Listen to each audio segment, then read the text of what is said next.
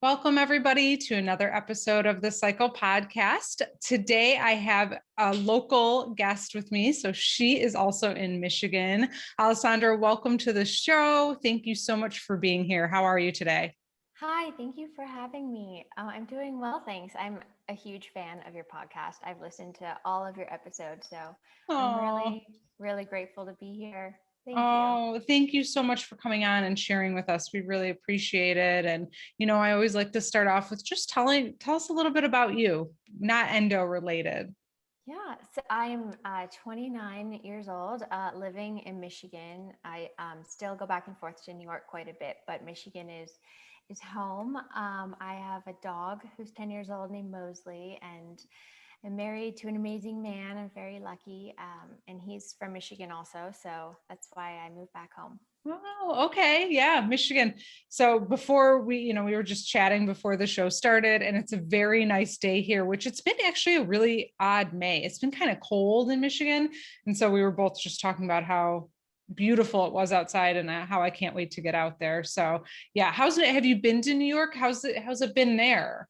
I have. I was in New York a few weeks ago, and it's starting to come back to life. A lot of Good. people are moving back into the city, and restaurants are opening. It feels like there's some life breathing back into the city again. Good, good. And I love New York so much. I would love to moonlight there a couple days a month or something because it is just it has my heart. It definitely my heart has a piece of New York in it, that's for sure. So well, good. Well, let's chat a little bit about your story and endo and the path that you've been on with endo. And I like to start in the beginning of when you started your cycle or even early on. Did you have any pain? Was there anything going on, or did things start out fairly quote unquote normal? Yeah, they did. They started out pretty normal. I guess I was lucky. I got my cycle later, so I was probably 14 when I had my first period. Maybe 13, but then didn't have it again until I was 14. Got it on an airplane for the first time, which was really uncomfortable. Oh my But goodness. luckily, my mom was with me, so I went to her and asked her what to do. But I had pretty regular periods. They were regular in terms of how they felt, but they were pretty inconsistent. And I actually ended up going on birth control when I was 16 or 17 just because I wanted some regularity. I felt I was, ice skating. I was a competitive ice dancer, Mhm. competing for the US, and I really wanted to just have a normal cycle. And I had heard friends that hadn't even gotten their period being on the pill. So I thought, that's such an ideal situation. I should probably get on the pill. And I Right. did for a Right. while. So you started the pill at around 16, but like you just mentioned, and I want to dig into this a little bit, but you were a competitive, she says it's so easy breezy, competitive ice dancer for the US Olympics.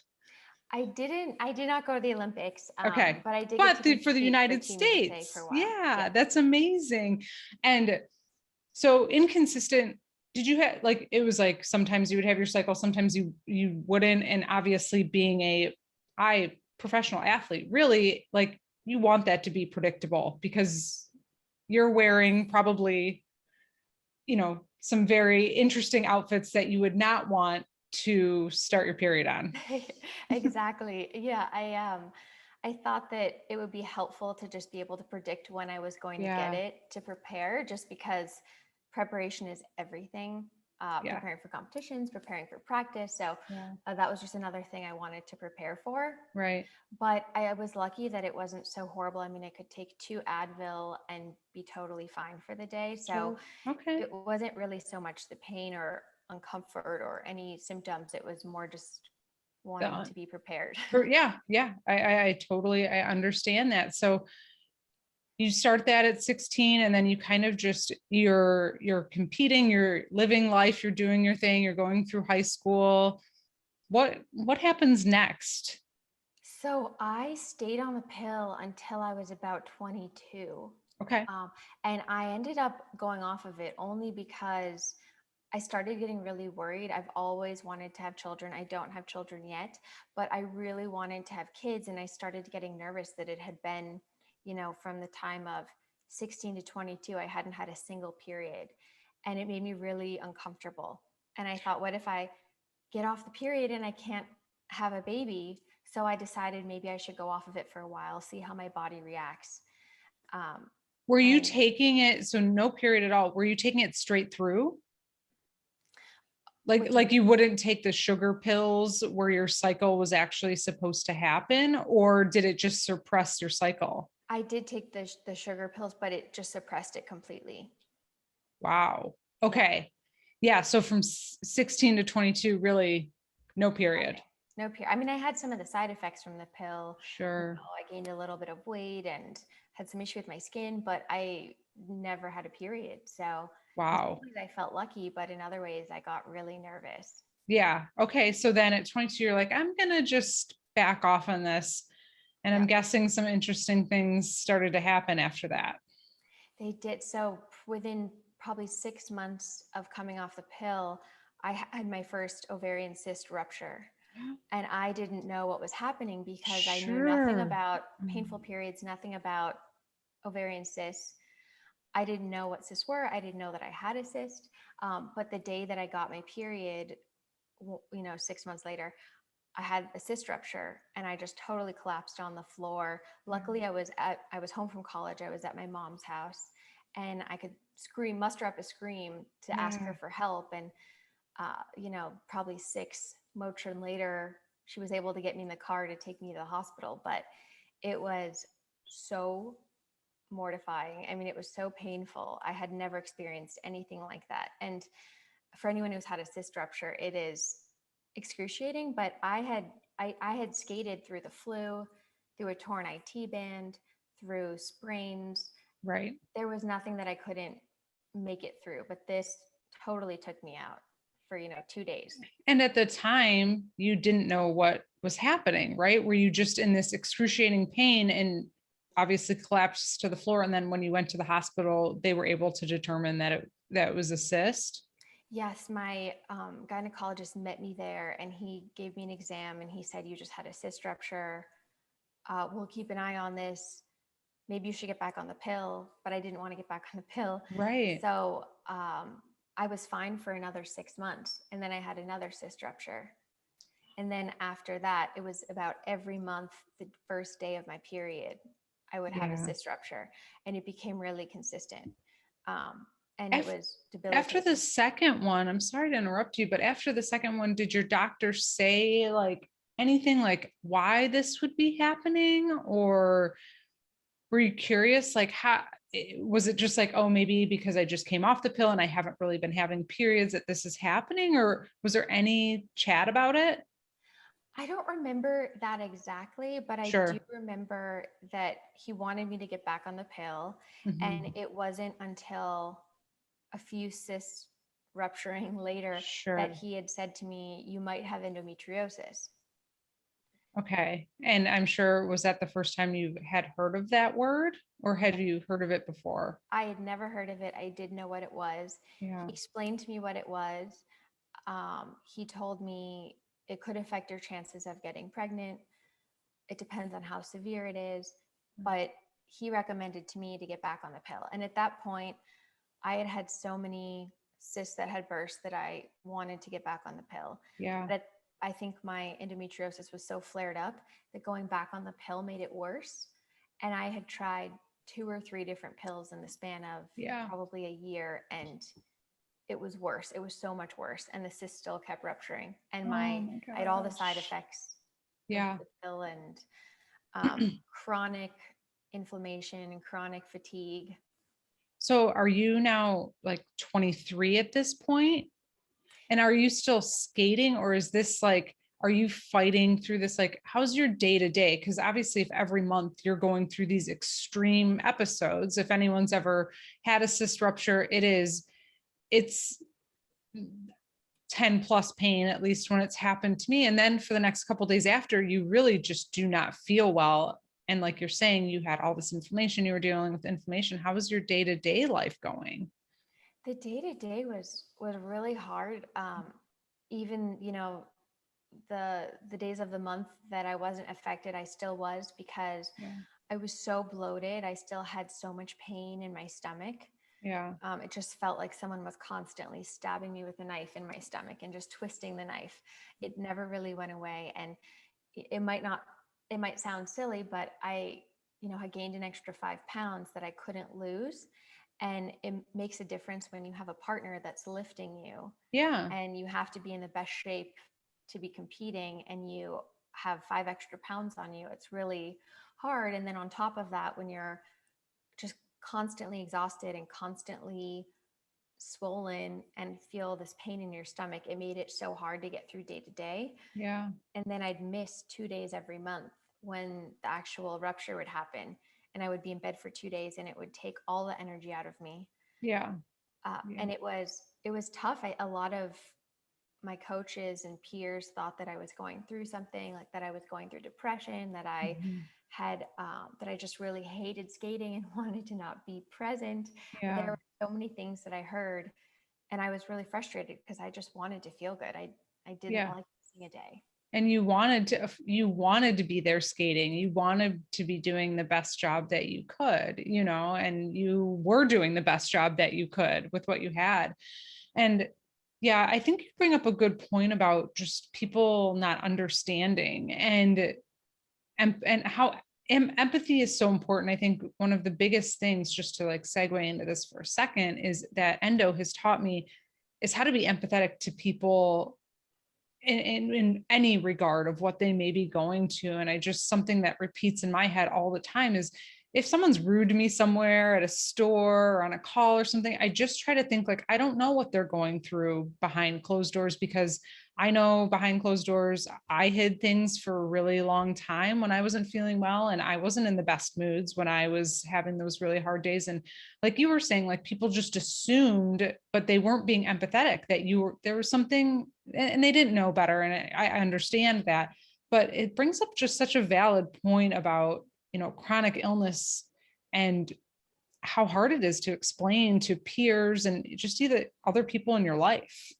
It really is. It definitely gives you so much empathy and compassion for what someone else might be experiencing. And like you said, how their mood is, and not really understanding the gravity of how challenging it can be. And it also, I think with this specifically, because it's so taboo to talk about your period and to Yeah. talk about the symptoms that you have. Nobody wants to hear about it, men or women, Right. Yeah. any one that identifies, any gender. Yeah. Nobody wants to hear about a period, because we grew up thinking it's so wrong to talk about what happens to your body, even though it's such a natural thing. So So natural. Yeah. even harder to explain to someone, oh, well, my periods are horrible. And then the natural response is, oh, well, it's just a painful period. Suck it up. Everyone Yeah. has them. And Right. it's not necessarily normal. So it's hard to gauge when you need help. Right. And it goes back to the stem of also just the lack of awareness with endometriosis. So if diabetes, for example, has great awareness, and I think it took time for that. But if I said to you, like, I need to eat this right now because I may pass out because I have diabetes, and I don't have diabetes, but I have some friends who do, but they always kind of put that warning in if there was more awareness about endo. And I think it's gotten better, but if there was more awareness of how painful it can be, how it can affect you, and you are a professional athlete, or you're skating, and you say to them, well, these couple days of the month, like it's not even that I'm tired or just like wanting to be home watching TV and being lazy. It's, I really can't function or move. Like, you wouldn't want me here because I wouldn't even be able to perform. But the lack of awareness, and like you just said, with periods, where everybody just wants to kind of sweep it under the rug and not acknowledge that it's such a natural thing, it's very hard to talk about It is. publicly and It really in is. your circles, Mm-hmm. that school or work or whatever. It's difficult. So okay, so your doctor had mentioned, I think you might have endometriosis. You didn't know what that word was. And what did you do next? Did you go home and like start to research about it? Or what were your next steps after hearing that word? Like, was there any explanation about what it was? Yeah, so he explained what it was, and he's amazing. He's still my gynecologist in Michigan. He's great, but he's not a specialist. Yeah, And so at first I thought, well, it's good to get a second opinion, and who knows what I actually have. I looked it up, but there's so many. If you type in I what know. symptoms you have, you can get any diagnosis under the sun. Yes. So I started going to see doctors in the span of, taking different birth controls and not. For that year, I went to so many doctors. I can't even remember how many I saw in Michigan, in New York. Every person that was recommended to me, I went for a checkup, and I got a lot of different answers. I got, this is normal. You should just keep taking the pill. Or I did get, you're suffering from depression. So Yeah. you should probably see a therapist and talk about what you're going through. And in my mind, I was like, if I seem depressed, it's because I'm in so much pain. Pain. And no Right. one's acknowledging it. Yeah. But every single diagnosis you can imagine, but not endometriosis, it never came back up. Sure. Sure. And I mean, probably IBS, I'm guessing. Did you get yep, some of that? I Yeah. got IBS, which seems like a go-to. Yes. Doctors can't figure out what's going on. IBS, Yes. because Yes. some of the symptoms have to do with your bowel movements, with constipation and Sure. Yeah. At gas and this point, bloating. what were your like, what are your symptoms, and are you still taking the pill? I'm not. I haven't taken the pill since I tried those other couple pills And you back when said, I was 22, I'm 23. done. Yeah. That's it. And then you started this kind of journey of finding all of these doctors and just couldn't get any answers. In your gut, like, did you know deep down, like, something is definitely wrong? I know I don't have IBS. Yes, I might be depressed, but it's because I'm in so much pain. Like, did you know, in like your intuition telling you like something's off? I did. I definitely did. I felt like none of the answers I got were satisfying, and I Mhm. wanted to keep trying to find the right doctor. And Yeah. I don't even know how I had it in me to keep going to find the right person, but somehow I did. But I got very, very lucky because a good friend of mine, Davis, he was an ice dancer, and he one day was like, what's up with you? You keep on missing a couple days every month. It's so not like you. What's going on? And I didn't want to tell him because I Yeah. didn't want to talk about my period or my pain. Yeah. But I finally just sort of, I was so, we're such close friends. I finally just said, I'm having these horrible periods. And I explained to him my symptoms, and he said, oh, my neighbor is actually going through that. She has a lot of similar symptoms, and she spent years going all around the world looking for the best doctor. And she found someone in New York that she ended up having surgery with. And she's so, like, she ended up having, I think, quite a few surgeries, but he said, I'll get you the info of her doctor. And I mean, I have chills hearing that story because you were reluctant to tell him. And the fact that he knew his neighbor was going through it too. I know. Wow. And so then you were able to finally reach out and talk to a specialist. I did. So I made an appointment with Dr. Setchkin Mhm. in New York, and it was amazing. The first appointment, he sat down, he asked me everything, my story, my symptoms, how I felt, what I had been through. Just even sitting and listening and asking those questions. I had never really experienced someone taking the time, not staring at their watch, trying to get in and out of the exam room. Right. And then he examined me, and he said, I can't, obviously tell you without surgery, without going in, but I would guarantee that you have endometriosis. And he explained to me what it was, and he drew pictures on his, white erase board, and he told me what my options were in terms of surgery versus not having surgery. Yeah. And I knew immediately, this is the right doctor. I want to have this surgery. This has to be what it is. I want to get this over with. Yeah. But I did promise a family member of mine that I would go see one more doctor for a final opinion, a Sure. doctor also in New York that came highly recommended. And it was a horrible experience. And it happened the day after I had met Dr. Setchkin. And I saw this other doctor. I went in there. He maybe asked me two questions, if that. He rushed me in. He said, you can either get on the pill or have surgery, before even examining me. Oh my And goodness. I get into the exam room. He doesn't wait for the nurse to come in. I'm sitting there with my legs in the straps, and Yeah.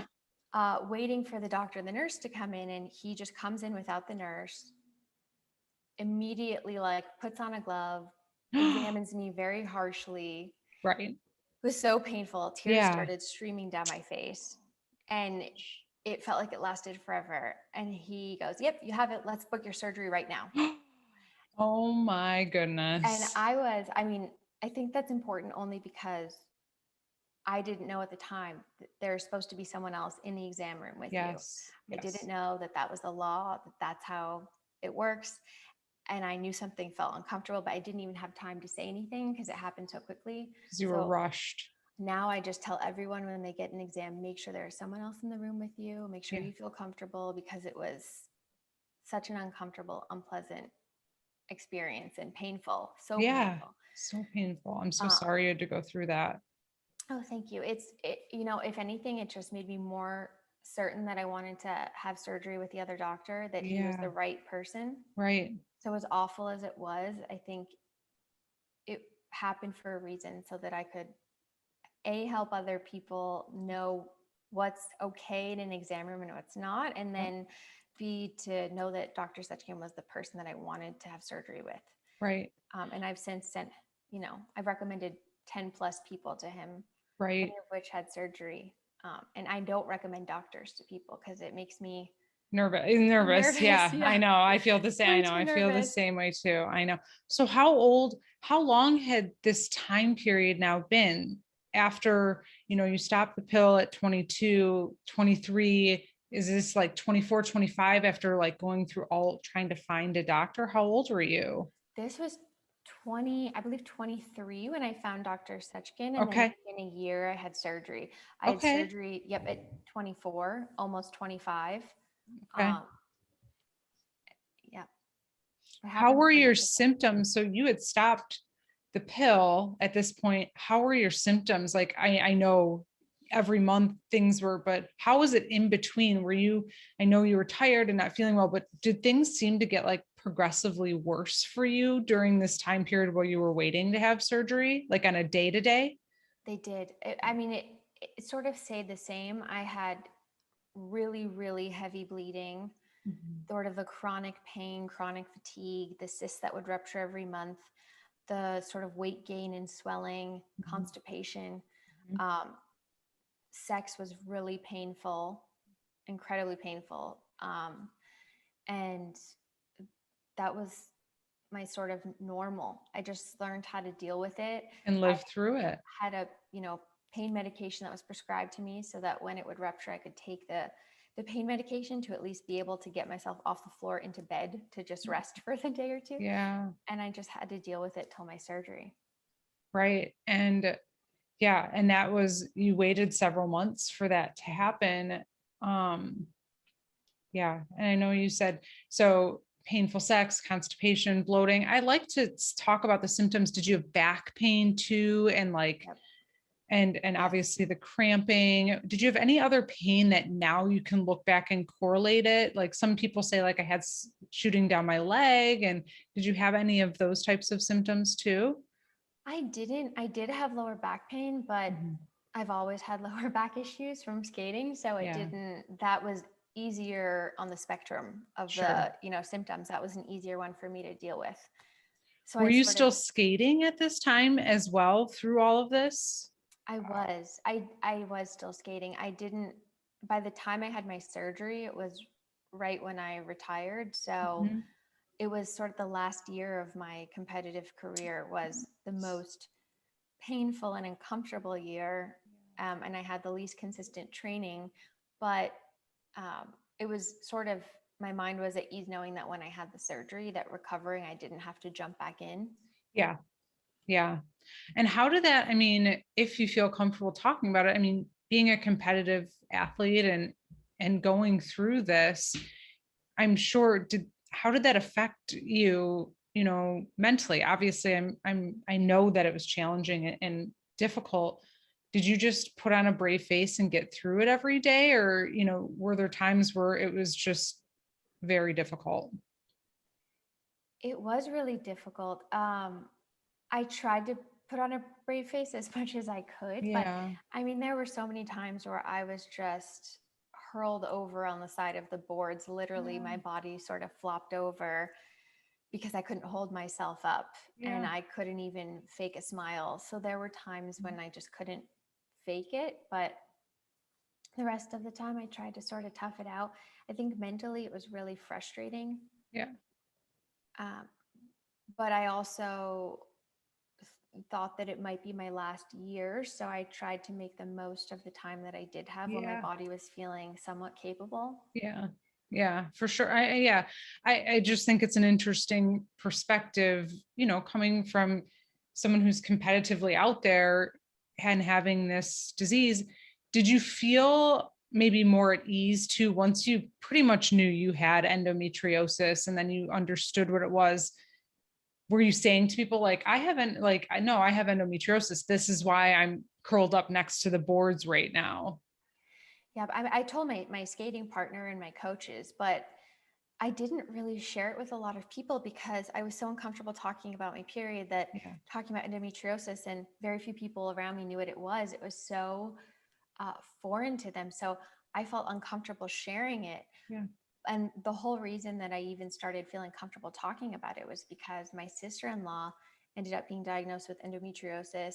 She also went to see my doctor, had her surgery a couple of weeks after me, but Wow. we had each other to sort of talk through when we were going through surgery. Yeah. And she's become such an advocate in this space and so vocal about her experience. Yeah. She's been so inspiring to so many. And she not only shares her journey, but she also shares, on her Instagram online that she's there for other people to talk to when they're going through something. And her being so vocal and such an advocate actually helped me start to feel comfortable talking about it. Because Yeah. I was so proud of her for being so out there and sharing something that was so So personal. and personal, and Yeah. it inspired me to start sharing with people around me. Yeah. And then I realized the more I talked about it, then the more people would tell me what was going on with them. And Yes. it's really helped form connections with people, family members, friends over the years Mhm. that have been going through this, knowing that they don't have to go through it alone, that I don't have to go through it alone, that we, have this support system. Yeah. Yeah. I think that that is incredible of her and you to just be open and talking about it and being people that are a little bit more in the public light too, right? Like it's very difficult to open up about something that feels so personal and lack of awareness. And I tell the story sometimes, I'm sure I've told it on the show, but I was very nervous about, I would post on Instagram here and there about it, but it took me many, many years to really open up, even to close friends. Like I would just be like, I have a stomach ache. I wouldn't go into it. But a couple of years ago, I was being more vocal and I was very nervous to post something on LinkedIn, but there was something I really wanted to post. It was a video or something on LinkedIn. And I did it. And I was really nervous. And I was like, I should take it down. I should take it. This is my professional, I don't want people to think that I can't be at this, elevated level in my job or, I was just very nervous about posting about it. And what ended up happening is a CEO friend of mine who I respect so much and just adore called me on a random, it was like a weekend night. It was very random. And he said, does your stomach hurt a lot with what you have? And I said, yeah. And he goes, I think my daughter has endometriosis based on what you posted. And I was like, can I talk to her? I was just like, give her my phone number. We'll talk about it.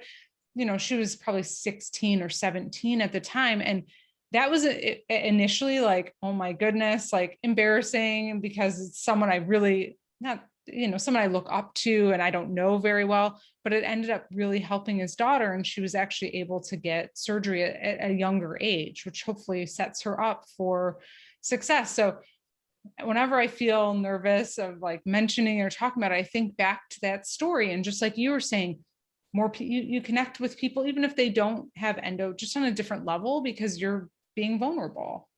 Yeah, So that's amazing. That's so great to hear, especially that she was able to get help yes, at such a young age. yes, That's it's those moments are so important, I think, and have informed obviously what you do because you're so open about it now and have helped so many people with your podcast and by sharing your story. Uh, and similarly, I'd never talked about it after my surgery with other people until I wrote down that I was on the, Endometriosis Foundation of America on the junior board, and it was in a bio for something at this event, and I almost took it out of the bio because I didn't want Sure. anyone to know that I had it or what it was. Right. And this woman that I didn't know came up to me and she said, I have endometriosis. Do you have it? Because I saw that you're on this board. And I said, I do have it. And then we ended up finding out we had the same doctor. She had just had her surgery. She knew no one in her life that had it. She hadn't talked about it with anyone. And we sat for 2 hours, missed the next session at the Yeah. conference we were at. And we just talked, and then we formed this bond, and we both realized we had so many symptoms that we didn't know were normal for this, but were, and it really helped me open up as well. Those Yeah. moments change your view on speaking out. Yeah. Yeah. Endometriosis has brought some of the most incredible people into my life. And the more I open up about it and the more connections I make, I'm just overwhelmed with how wonderful, these connections that I never would have had if I hadn't opened up or talked about it or had the disease. I know that sounds odd, but it's true. It really is true. Okay. So yeah, you had surgery, and what happened? Were you nervous for the surgery? And then what Yes. happened after? I was terrified, but I was really excited to get it over with. It ended up that I had endometriosis in, I think, 23 places inside my stomach. It had spread onto my appendix. So my appendix was removed. But when I came out of surgery, I was in so much pain. I mean, it was not pleasant. It was not a good recovery. It was so painful. Yeah. I mean, I was really grateful that he was able to get all of it out, but it was excruciating, the recovery. Yeah. And then, I mean, it took 2 years for me to be able to start to feel my body in the same way. I wasn't training to get back in shape to ice skate, but I still wanted to just feel good. And I couldn't actually use my abdominal muscles for probably 2 years. Yeah. Takes time. It takes a lot of time, a lot of patience. Yes, a lot of patience. And how are you feeling now, or how are you feeling after the surgery? I feel so much better. I stay away from gluten because I noticed that when I eat a lot of gluten, my periods are a lot worse. They're so much more painful. And the more dairy and gluten I eat, the worse they even are. So I really try to avoid them as much as possible. I still every once in a while have, painful periods where I end up sort of hurled over on the floor, but not to the extent of when the cyst ruptured. Right. And I would say I still have some symptoms. I get abnormally tired when I'm on my period or when I'm getting it, more so than what I believe is normal.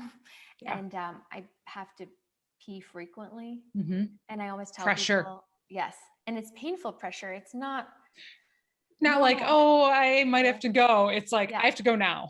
Yes. Yeah. And it's hard to explain. I always forget that that's why I have that too. And even sometimes I can't make it through an hour car ride without having to go to the bathroom. And I get, made fun of a lot. And I always just say, oh, I have a tiny bladder, but it's actually because it's it's a symptom. Yeah. So that's not the most fun, but it still is better than the alternative. And I would say that in general, things have been a lot better until about a week ago. I had another cyst rupture. Oh no. The first time. So I'm due for a checkup. Okay. But and I'm not really sure why that happened. It might just be an outlier. Yeah. Could be an outlier. But generally things are so much better. Good. Ever since my surgery, I felt like I don't think about my period. It doesn't overwhelm my brain capacity in the way it used to. Yeah. Like scheduling everything around it. Yeah. Yes. Yeah. Good. That's good. And I'm so sorry to hear that happened last week. Oh my goodness. That's okay. But it could be, the one thing that I think I historically have been bad at, or just maybe in life, I catastrophize things. And I'm not saying that you are, but if something like that happened to me, or I had a really bad month, I'd be like, oh my gosh, like I'm sick, the endo's back, it's all over the place. And then like, it would be, the next month would be okay. But I would just put myself, I think there is some trauma around. I mean, it's very difficult to not be afraid because we know how hard it was to go through all of it. Yeah, So yeah, it takes you right back there, and you're it worried that you're does. gonna start over from square one. Yes. Yes, exactly. Exactly. I understand that feeling completely. So, well, I'm so glad that you're feeling better. Thank Any you. tips or tricks, or I think you've given a lot of just about advocating for yourself and going to multiple doctors and things that you've cut out of your diet, but anything else that really worked well for you or that you want to share for people who could be just starting on this path or even far down the road that maybe worked well that would help? I think the most important thing is to listen to your body, and when you know something's not right, to keep pushing until you find the right person who understands or listens to what you're going through and helps you solve whatever's happening, because it's not, as common or as frequent to talk about endometriosis as it should be, because it is, 1 out of 10 women have it, and Yeah. it's not talked about it in that capacity. So really listening to your body and knowing when being your own advocate, as Mhm. challenging as that can be. Yeah. um, and one thing I was surprised about when I was single and when I was dating was how Yeah. many men, unprovoked, would sort of share with me that their ex-girlfriends or whomever would have had painful periods and how annoying it was to them. And it always shocked me. And I would say, make sure that you are not surrounding yourself with people that aren't supportive and don't hear you and and Yes. and help you. I'm so lucky that I'm married to someone now who's the most supportive, understanding, brings me a heating pad and a blanket if I'm on the floor, and, Yeah. calls me when he gets to work to make sure I'm still okay. I'm having that support system and knowing that there are people out there who will fight for you too. Yeah, that it's such an incredible point, and it can be a neighbor or a family friend or finding another person who has endo in the community. I know I visited strangers in the hospital just because I wanted to, and they had just had endo surgery, or we met online and I never met them in person. There's people out there that are willing to help and support. I agree with you. A strong support system Yeah, is necessary, especially on the really hard days. it Yeah. is. It is. And Okay. I'm here if anyone wants to talk about anything or needs anything at all. I am here for anyone who's going through this or thinks they are or doesn't know if they are. Yeah. Thank you for that. That's great. Did we miss anything? Anything else you want to add before we wrap up? I'm just so grateful that you gave me this space to have this conversation with you. And I think I am so moved by your story and by what you do for the community, and how you help other women and families and people. So I just want to thank you. Oh, you're so sweet. Well, thank you so much. And thank you for coming on and thank you for sharing your story. And it helps so many people for us to just have these conversations. So thank you for your vulnerability and your strength for coming on and chatting with us today. Thank you. I appreciate it.